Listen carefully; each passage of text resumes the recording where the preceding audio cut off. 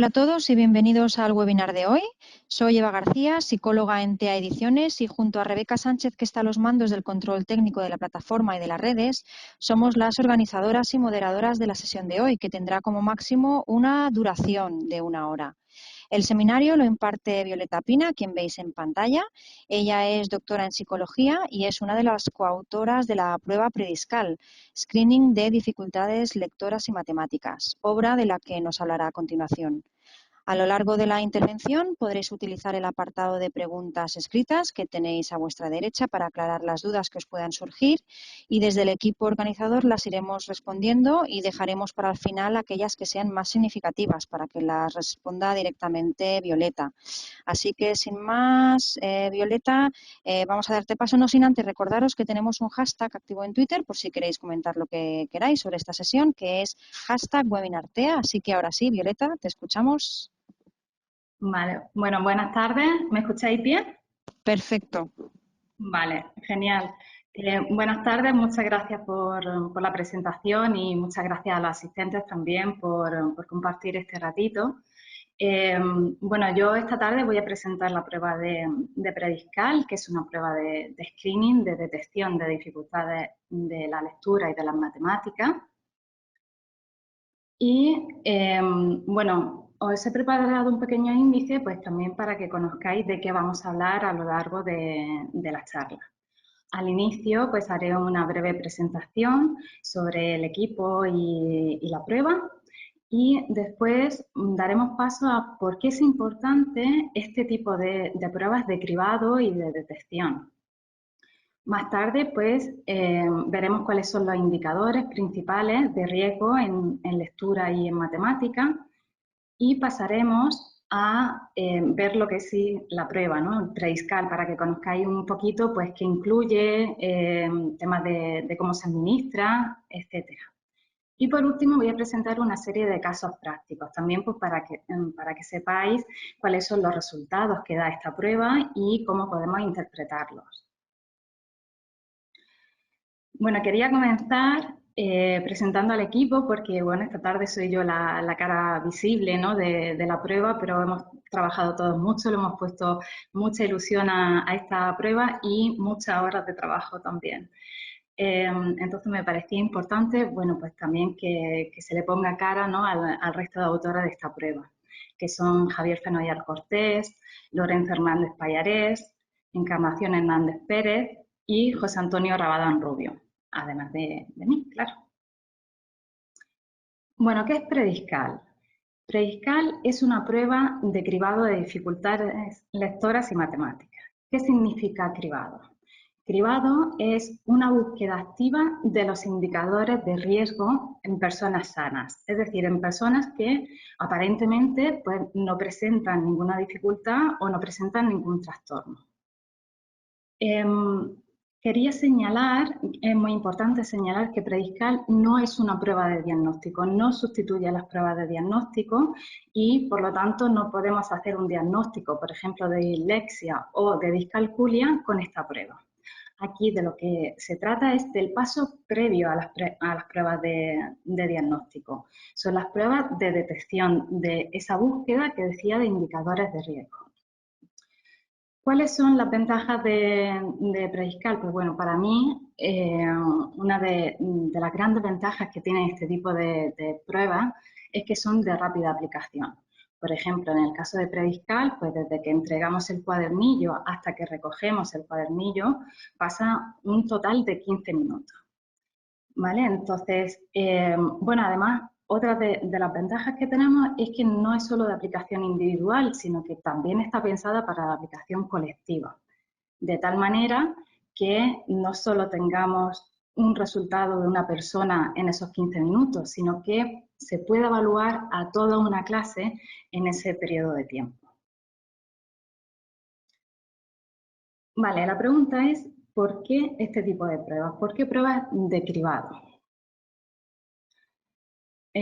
Si trabajáis con trastornos de aprendizaje, bueno, sabéis que se habla de que estamos ante un modelo de espera al fracaso en el diagnóstico.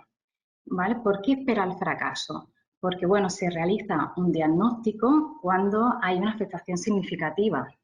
Esto no es porque nosotros seamos más especiales, esto no es porque los profesionales retrasen el diagnóstico, sino que en realidad los principales manuales que tenemos que nos indican los criterios para el diagnóstico, pues nos derivan un poco por este camino. ¿En qué sentido? Por ejemplo, dos de los manuales más utilizados para conocer los criterios del trastorno de aprendizaje pues, son el DSM-5 y el CIE-11. En el DSM-5, uno de los criterios es que los síntomas han tenido que persistir durante al menos 6 meses, a pesar de intervenciones dirigidas a estas dificultades. Es decir, que antes de realizar esa evaluación diagnóstica, nosotros ya hemos tenido que hacer una intervención y no ha funcionado o no ha dado los resultados que nosotros esperábamos. Otro de los criterios del DSM-5 es que las actitudes académicas pues, están sustancialmente y en grado cuantificable por debajo de lo esperado para la edad cronológica. Luego hablaremos un poquito más de a qué se refiere sustancialmente y en grado cuantificable, ¿no? Pero ya nos está diciendo que tiene que haber una brecha de rendimiento respecto al grupo clase. Si nos vamos a otro de los manuales más empleados, el CIE-11, pues también dentro de los trastornos de aprendizaje veremos que uno de los criterios es que las habilidades académicas pues, están muy por debajo de lo que cabría esperar para la edad cronológica. Por lo tanto, ¿qué sucede con el diagnóstico? ¿Qué estamos viendo con el diagnóstico?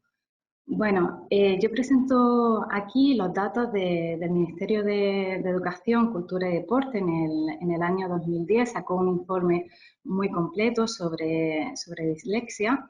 Me encantaría daros datos mucho más actuales, pero no lo he encontrado y no, vamos, creo que no se ha vuelto a hacer un informe de ese tipo o yo no tengo conocimiento.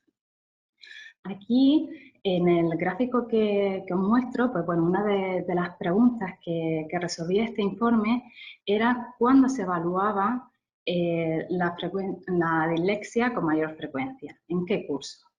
Y lo que vemos es que se realiza a partir de la mitad de educación primaria, ¿no? Desde tercero de educación primaria, que es el curso con una mayor frecuencia de evaluación en la dislexia, y cuarto, quinto y sexto. En el caso de la discalculia, pues bueno, no tengo, el informe no hablaba de estos datos. La discalculia iremos comentando que es menos conocida y también ha sido menos investigada, pero bueno, me atrevería a decir que también nos va a pasar igual en el caso de la discalculia, es decir, es a partir de tercero de educación primaria cuando estamos realizando los diagnósticos. Esto significa que son niños con 8 o 9 años o más. Si trabajáis con estos niños, pues bueno, habréis visto que los profesionales no solo nos preocupan esa parte de la dificultad de lectura o de la dificultad de matemáticas, sino que además cuando llegan los niños, pues bueno, lo hacen con una serie de consecuencias. Una de las primeras cosas que nos encontramos es la desmotivación. Muchas veces, pues, yo en la clínica, los niños te dicen, ay, es que yo no voy a aprender esto, ¿no? ¿Cómo que no lo va a aprender? No, es que me he esforzado mucho y no estoy mejorando. Entonces, tenemos una desmotivación conforme van avanzando los cursos, conforme los niños se van haciendo más mayores y se dan cuenta de estas dificultades. Ellos le ponen muchas ganas, muchas veces le ponen mucho tiempo, mucho esfuerzo. Si habláis con los papás os dirán, ay, es que se pasa mucho tiempo haciendo deberes o se pasa mucho tiempo estudiando y al final pues no consigue los resultados esperados, ¿no? Son niños que muchas veces arrastran malas notas durante los cursos. Otra de las cosas que encontramos es que muchas veces pues, estos niños presentan síntomas de ansiedad. Si habláis con la familia, dicen, oye, es que en los exámenes cada vez que tiene un examen le duele el estómago, cada vez que tiene un examen le duele la cabeza, o está muy irritable cada vez que sabe que tiene que leer en voz alta en la clase al día siguiente, o que tiene que salir a resolver pues algún problema de matemáticas, por ejemplo. Al final lo que los estudios nos están diciendo, los estudios científicos nos están diciendo es que estos niños también tienen una baja autoestima, ¿no? ¿Por qué a mí me está costando tanto tiempo y tanto esfuerzo cosas que para los demás parecen muy sencillas? Esto al final genera una serie de sentimientos negativos hacia la escuela. Cuando hablamos con los niños, pues una de las cosas que nos dice es que la escuela no le gusta. Y esto nos preocupa mucho, ¿no? La escuela tiene que ser un momento feliz para ellos, donde están con sus compañeros, donde están aprendiendo cosas. Entonces, claro, tenemos como una de las consecuencias de estas dificultades lectoras y matemáticas estos sentimientos negativos, que conforme van avanzando los cursos, a nivel científico lo que se nos dice es que los niños con trastornos de aprendizaje y con dificultades lectoras y matemáticas pues tienen un abandono académico temprano. ¿Qué quiero decir con todo esto? Que nosotros no nos centramos solo en la parte de evaluación diagnóstica, sino que nos estamos centrando en una prevención, en una detección precoz y en una intervención precoz. ¿Para qué? Para evitar toda esta sensación de fracaso. Claro, los profesionales, como decía, nos hemos puesto las pilas, ¿no? Y no solo se realiza, como decía, esa evaluación psicopedagógica en los colegios, hay unos protocolos con unas medidas previas a esa derivación a la evaluación psicopedagógica. Generalmente, ¿cuáles son estas medidas previas? Bueno, pues lo primero que hacemos es la detección de unos indicadores de riesgo. Orientadores, tutores, conocen cuáles son estos indicadores de riesgo y generalmente son los primeros que dan esta voz de alarma, ¿no? Por decirlo de alguna manera. ¿Para qué? Pues para aplicar una serie de medidas ordinarias, una intervención y ver si conseguimos que los niños pues salgan de esos percentiles de riesgo antes de derivarlo a la evaluación psicopedagógica. Claro, ¿qué sucede? Una de las cosas que sucede es que estos niños no siempre son detectados. ¿Por qué? Porque conocemos los indicadores de riesgo, pero en muchas ocasiones pues lo que sucede es que no tenemos muy claro si el niño que tenemos delante es un niño que realmente presenta una dificultad o no. Y esto no es algo puntual, esto no es algo que le pase a una persona solamente, sino que fijaros que dentro del DSM-5 uno de los criterios dice: las dificultades de aprendizaje comienzan en la edad escolar, pero puede no manifestarse totalmente hasta que las demandas de las actitudes académicas superan las capacidades del individuo. ¿Vale? Entonces, claro, muchas veces los niños van compensando, ¿no? Van compensando, como decía, con esfuerzo, con tiempo, y parece que esa brecha, pues, no es tan grande, ¿no? No sabemos muy bien si presenta dificultades o no. Esto nos lo están diciendo también los estudios científicos. Por ejemplo, en el 2016 pues, salió un estudio diciendo que las dificultades de aprendizaje pasaban desapercibidas cuanto pues, más cerca estaban las competencias del resto de compañeros, de su grupo de referencia. ¿Y esto por qué pasa? Bueno, pasa porque las dificultades de lectura y matemática pues, no son cualitativamente diferentes, sino que tanto la lectura como las matemáticas, el rendimiento en cada una de ellas es un continuo. Entonces, claro, nos resulta más sencillo detectar aquellos niños que tienen un percentil más bajo que aquellos niños que su percentil pues, es un poquito más elevado. ¿Qué nos está diciendo la ciencia? ¿Cuándo deberíamos de decir, vale, sí, es una dificultad de lectura, es una dificultad de matemática y habría que aplicar una intervención. Bueno, pues ya en el año 2000, que no sé a vosotros, a mí me parece ayer, pero hace 20 años, en el año 2000 ya la organización americana que trabaja, ¿no?, con estos trastornos de aprendizaje nos estaba diciendo que un 30% de los alumnos iban a requerir una intervención intensiva a la hora de aprender a leer. Y sucede lo mismo con el caso de las matemáticas. Entonces, claro, detectamos o es más fácil detectar a aquellos que muestran más dificultades, pero los que muestran dificultades moderadas por debajo de un percentil 30 no siempre se tiene tan claro. Y muchas veces lo que sucede es que decimos, bueno, vamos a darle tiempo, ¿no?, porque cada niño pues lleva su ritmo y a ver si así alcanza el rendimiento medio de la clase. Vale, os quería poner este artículo que salió en 2011, en el cual pues, se hablaba de discalculia, se hablaba de dificultades matemáticas, hablamos de dificultades matemáticas cuando tenemos ese percentil, ¿vale?, en este caso por debajo del 25, ¿vale?, según este estudio. ¿Y qué pasa cuando no hay una detección o cuando no hay una intervención de los niños? Pues en el gráfico lo que se muestra es la progresión de estos niños a lo largo de los cursos. La línea que tenéis arriba del todo son los niños con un rendimiento medio, el grupo clase.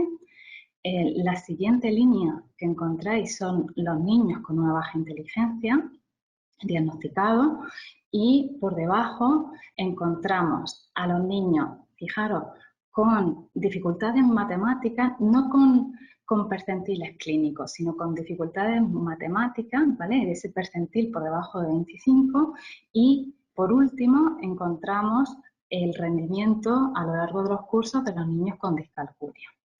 ¿Qué nos quiere decir este gráfico? Este gráfico, si os fijáis, al inicio, en primero de educación infantil, pues ya vemos que hay esa diferencia. Pero además, conforme van avanzando los cursos, cada vez hay más diferencias respecto al grupo clase. Y esto no solo sucede con los percentiles de diagnóstico, no solo sucede con los niños diagnosticados con discalculia, sino que también sucede con los niños que presentan dificultades matemáticas. Bueno, como decía antes, las matemáticas son menos conocidas porque, bueno, generalmente se tiende a pensar que las matemáticas son más difíciles, ¿no?, que es una asignatura complicada y que, bueno, es más habitual, ¿no?, que en lectura que los niños pues le cueste trabajo esta asignatura. Este artículo salió en 2011 para matemática. A nivel científico también las matemáticas han sido menos estudiadas que la lectura, pero fijaros que esto ya nos lo estaban diciendo en el 99 en el caso de la lectura. En un artículo bueno, más o menos parecido se hablaba de cuál sería la progresión de los niños que tuvieran un rendimiento medio en lectura, un bajo rendimiento, unas dificultades lectoras y un diagnóstico de dislexia. Si veis esta progresión a lo largo de la edad, vemos que los niños con un rendimiento medio en lectura y por debajo tenemos las otras dos líneas, ¿no? Tenemos los niños tanto con dificultades lectoras como con dislexia. Vemos que sin intervención, vemos que sin realizar nosotros pues eso, ningún tipo de tratamiento, es muy difícil que estos niños alcancen el rendimiento medio de la clase por sí solos. Por lo tanto, ¿qué está recomendando la comunidad científica en los últimos años? Lo que se recomienda es pruebas de cribado. ¿Con qué fin? Con el fin de evitar esta detección tardía. con el fin de detectar, digamos, a los niños, a las personas con algún tipo de dificultad, antes de que aparezca todo el cuadro clínico, ¿vale? Antes de que cada vez nos vayamos quedando más atrás. ¿Y en qué se está poniendo el foco? Bueno, pues se está poniendo el foco en la escuela. Se está poniendo el foco en evaluaciones que pueden ser colectivas, que pueden ser de rápida aplicación en clase, que no suponga demasiado tiempo para los colegios, que no sobra el tiempo generalmente, y si tenemos que pasar evaluaciones individuales, pues al final colapsamos un poco el sistema de orientación. Vale, ¿cuáles son los indicadores en los que nos vamos a fijar? Antes de hablar de estos indicadores, pues yo os quería explicar por qué una prueba de lectura y de matemáticas, ¿vale? Es una de las cosas de prediscal, ¿por qué lectura y matemáticas? Bueno, pues si nos vamos a la prevalencia, es decir, si nos vamos al porcentaje de población que está diagnosticada con dislexia y con discalculia, vemos que es más o menos parecido. En dislexia tenemos entre un 5 y un 7% de la población diagnosticada según los estudios internacionales, y en discalculia es entre un 3 y un 7%. Pero ¿qué pasa cuando ya estamos diagnosticados de dislexia o de discalculia? Según los estudios, si nosotros estamos diagnosticados de uno de los trastornos, tenemos como mínimo el doble de probabilidad de tener además el otro trastorno. Es decir, si es discalculia, dislexia, y si es dislexia, discalculia. ¿Vale? Entonces, claro, ¿qué es lo que suele suceder? Como decía, pues estamos más, no concienciados, sino que la lectura es algo que destaca más para los profesores, destaca más para los papás. ¿Por qué? Porque el rendimiento académico al final nos basamos en lectura, ¿no? Nos basamos en lectura para aprender. Entonces se realiza el diagnóstico de dislexia y más tarde se empiezan a valorar pues para ver si existen dificultades matemáticas o no. Por lo tanto, nosotros queríamos sacar una prueba que nos pudiera medir desde un primer momento si es necesario este tipo de evaluación o no. También es importante para ciertas comorbilidades. Yo he puesto aquí, por ejemplo, el caso del TDAH. El caso del TDAH científicamente está demostrado que tienen más dificultades con la lectura y con las matemáticas. Pero, claro, realizamos la evaluación para el diagnóstico de TDAH y ¿qué tenemos que hacer? Pasamos una evaluación completa de dislexia, para la detección de dislexia, pasamos una evaluación para la detección de discalculia. Bueno, pues es bueno tener este tipo de pruebas para poder responder de una manera rápida a estas preguntas y ya saber hacia dónde nos tenemos que enfocar. Vale, ¿cuáles son los marcadores tempranos o quién es un buen lector? ¿No? Por decirlo de alguna manera. En la lectura intervienen un montón de procesos, incluso procesos que no son exclusivos de la lectura. Por ejemplo, la función ejecutiva, la atención, la memoria de trabajo, están implicadas en estos procesos de lectura. Pero si tuviéramos que seleccionar algo básico como indicador de quién es un buen lector, pues estaría compuesto de decodificación. ¿Esto qué es? Cuando aparece el símbolo, ¿no?, de la letra y yo lo digo de una manera automática. ¿Qué es reconocerlo de una manera automática? Es reconocerlo de una manera precisa y es reconocerlo también de una manera fluida. ¿Vale? Cuando tenemos esta decodificación, claro, es más fácil que nosotros liberemos recursos para comprender mejor la lectura. Otro de los procesos muy importantes dentro de la lectura es la comprensión. La comprensión está compuesta por por muchas habilidades, ¿no? Por vocabulario, por morfología. Pero en ocasiones lo que encontramos en los niños, por ejemplo con dislexia, es que si tenemos una dificultad en la decodificación y nos pasamos mucho tiempo para leer, ¿no? Y estamos muy pendientes de estar leyendo cada una de las letras, cada una de las palabras, pues vamos a tener dificultades también a la hora de comprender. Y en matemáticas, bueno, pues en matemáticas no es tan distinto, también vamos a necesitar una fluidez matemática y también, como en el caso de la lectura, intervienen muchas habilidades, pero ¿en qué nos fijamos, no? ¿Cuáles son los indicadores principales? Uno de ellos es la fluidez matemática. Fluidez matemática se considera a todas aquellas operaciones que son sumas y restas muy sencillas de un solo dígito, ¿vale? Entonces, al igual que en el caso de la lectura con la decodificación, en el caso de las matemáticas, estas operaciones también con el tiempo tienen que ser automáticas. ¿Por qué? Porque eso me va a permitir realizar un cálculo más fluido. Si no tengo que, si yo os digo cuánto es 2 más 5, ¿vale? Pues lo sabréis de manera automática. Entonces, el no tener que estar haciendo esas operaciones también me aligera recursos para el cálculo más complejo. Otro de los componentes de las matemáticas principales es el razonamiento. Y en el razonamiento, igual que pasa que en comprensión, pues intervienen varias habilidades. Tenemos que saber conceptos, tenemos que saber procedimientos.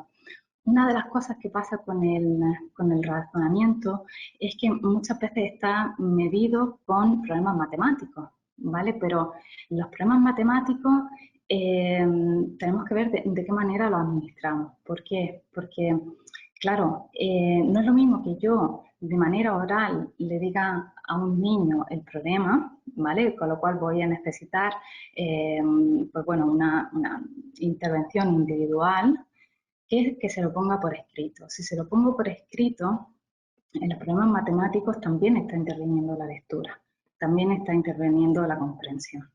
Entonces, el razonamiento pues también tiene otras maneras de evaluarlo que no solo son los problemas matemáticos. Vale, pasamos a la prueba, pasamos a prediscal. Prediscal, bueno, los autores lo hicimos con el fin de que los profesionales tengan material, ¿no? Que no solo sea este material diagnóstico, sino también para esta parte de detección, ¿no? Antes de que se pasen esas pruebas de evaluación, pues que tengamos unos baremos, que sepamos si realmente estamos hablando de una dificultad más severa, si estamos hablando de una dificultad moderada o simplemente no estamos hablando de ninguna dificultad, ¿no?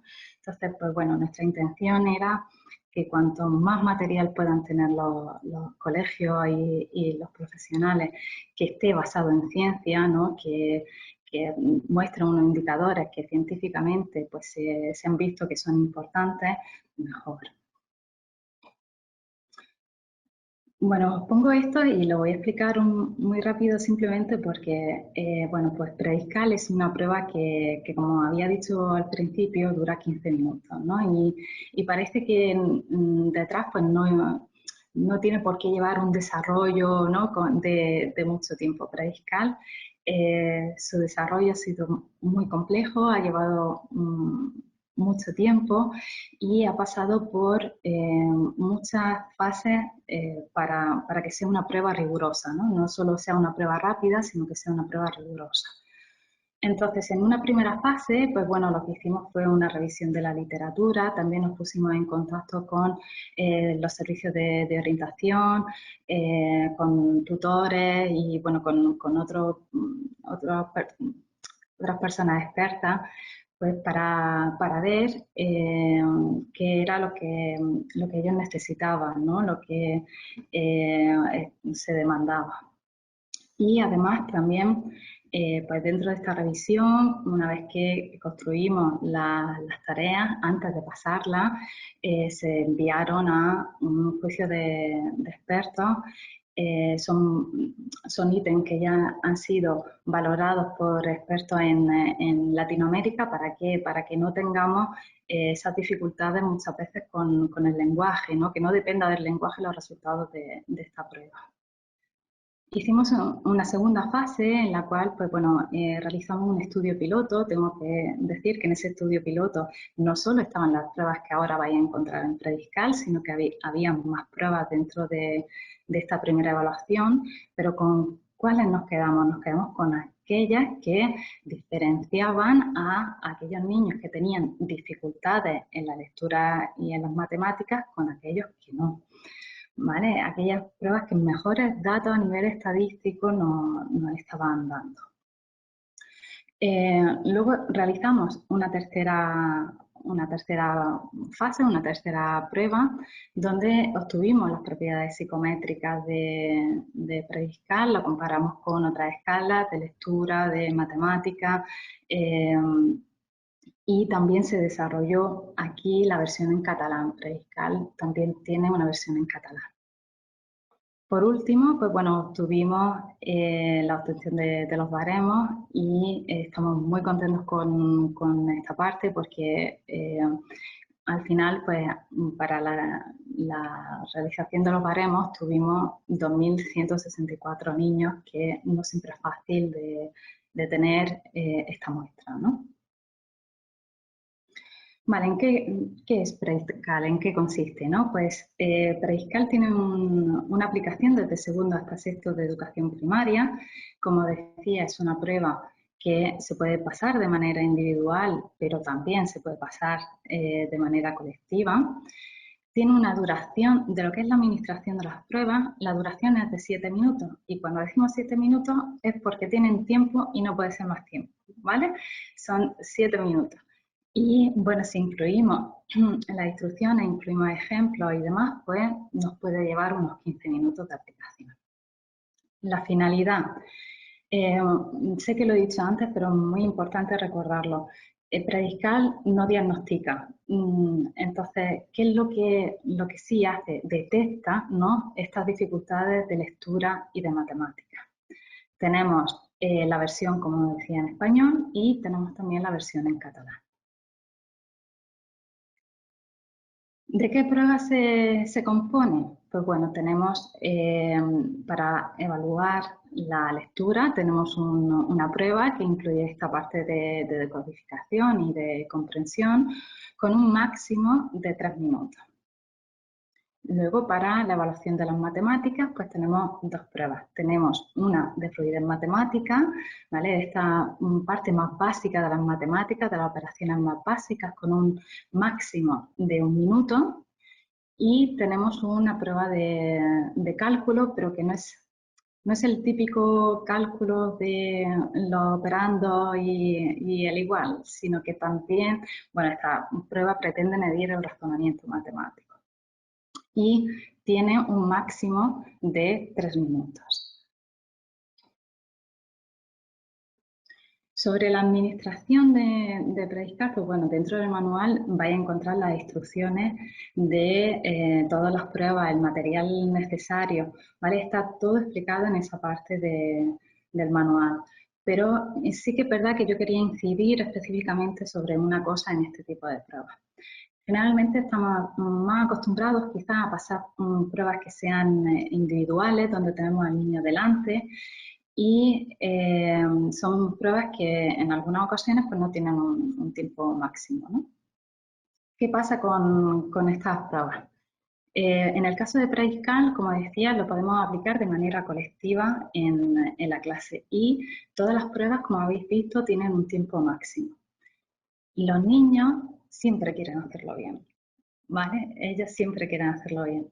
Entonces, claro, ¿qué sucede? Que si yo le dejo tiempo entre prueba y prueba, o si al acabar la prueba pues tardo tiempo en recoger los cuadernillos, es posible que los niños, pues, mientras intenten rellenar, ¿no?, algunos de los ítems que tienen en el cuadernillo. Entonces, bueno, quería hacer una especial incidencia sobre esto en la administración colectiva. Todos los niños tienen que tener el mismo tiempo, porque si no, lo que nos pasa es que, bueno, los baremos no nos van a servir, ¿no? Los resultados van a ser engañosos. Vale, ¿cómo se corrige esta prueba? Bueno, esta prueba se corrige a través de TEA Corrige y de hecho es muy sencillito porque bueno, introducimos unos datos básicos, ¿no? de edad, del curso y poquito más. Y introducimos los resultados que nos han puesto los niños en la prueba. Nosotros no tenemos que corregir nada. ¿Vale? Simplemente pues introducimos lo que el niño o la niña ha respondido en el cuadernillo. ¿Y qué nos va a dar como resultado? Bueno, pues nos da un perfil. Dentro de este perfil vamos a encontrar la puntuación directa del niño, vamos a encontrar la puntuación centil y vamos a encontrar una gráfica para tener también de una manera más visual, ¿no?, esos resultados. Además, se incluye una parte de comentarios. En los comentarios, pues siempre vaya a tener un primer párrafo que oriente al profesional sobre los resultados.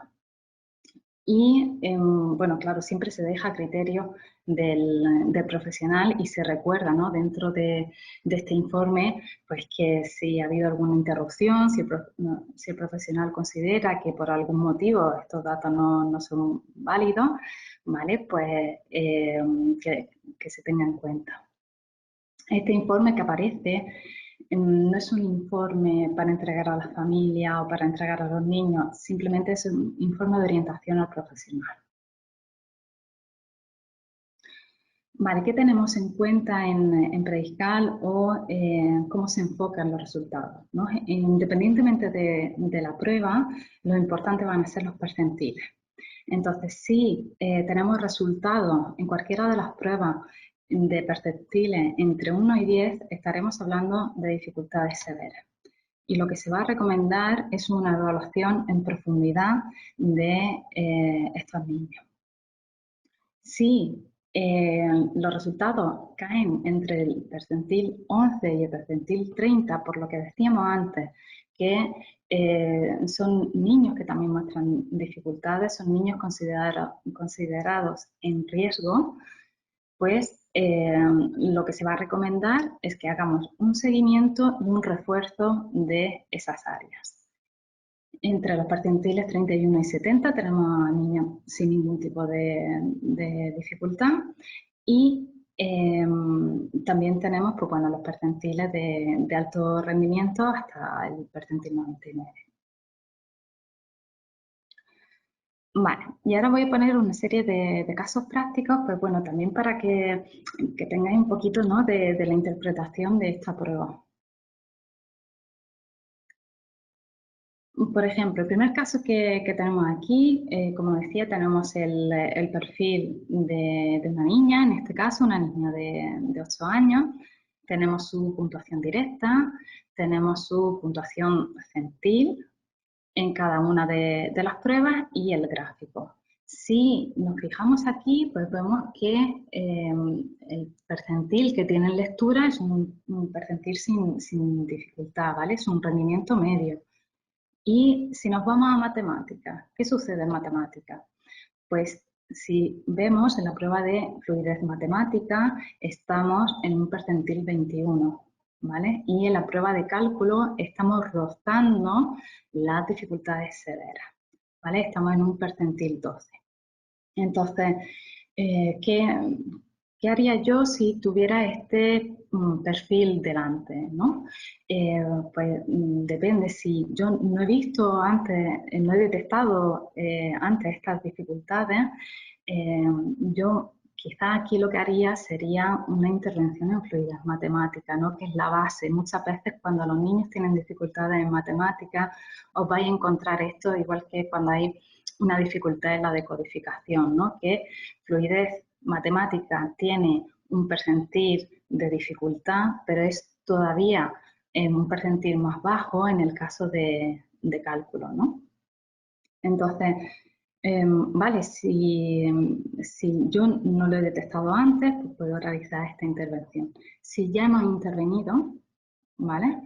Y vemos que cálculo está tan cerca de ese percentil de dificultades severas y en fluidez matemática también tenemos dificultades moderadas, entonces lo que vamos a recomendar es que se realice esa evaluación más exhaustiva, ¿no? Que se pasen esas pruebas para un posible diagnóstico de dificultades matemáticas.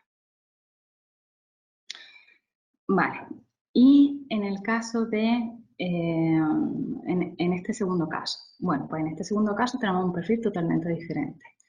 No tenemos dificultades en lectura, no tenemos dificultades en fluidez matemática, pero en cálculo estamos rozando.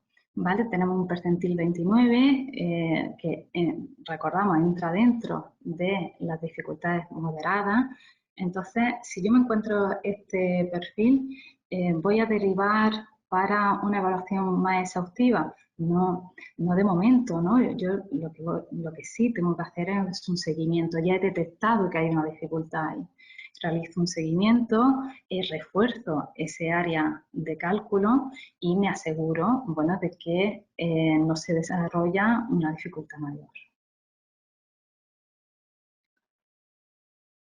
Y en este otro perfil, pues en este otro perfil lo que encontramos es que la prueba de lectura, pues tenemos un percentil 10, tenemos una dificultad severa. Entonces, ¿yo qué haría? Derivar, ¿vale? Para esa evaluación exhaustiva de las dificultades lectores o de dislexia.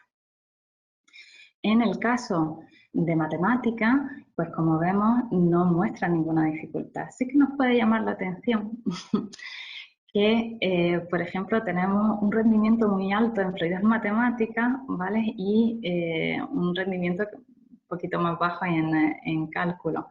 Entonces, estos perfiles no significa que, o sea, también se dan, ¿no?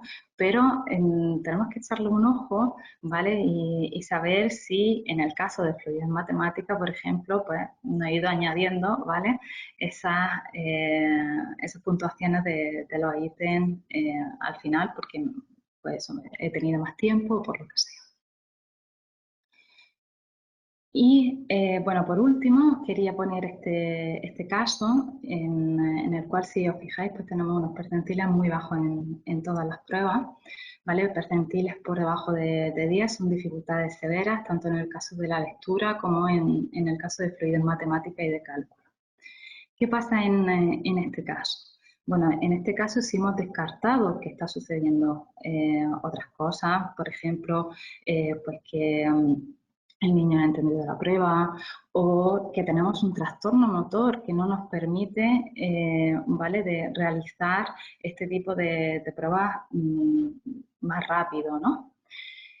Si yo me encuentro con este perfil, lo siguiente que haría pues sería pasarle una prueba de velocidad de procesamiento, porque muchas veces cuando lo vemos por separado, ¿no?, la lectura o las matemáticas por separado, parece que no estamos teniendo en cuenta esa velocidad de procesamiento que muchas veces está detrás de estas dificultades. Entonces, paso una prueba de velocidad de procesamiento y si la velocidad de procesamiento está bien, evidentemente en este perfil tenemos que pasar una evaluación más exhaustiva tanto de la lectura como de las matemáticas. Vale, comentaros que, bueno, que tenéis, no me quería alargar mucho en tiempo, la verdad que no sé el tiempo que llevo, espero no haberme pasado. Tenéis más ejemplos en el manual de Prediscal, donde se hace un pequeño perfil al inicio, ¿no?, del caso que sería. Después aparece, pues, bueno, los resultados que da esta prueba con los comentarios que os vais a encontrar.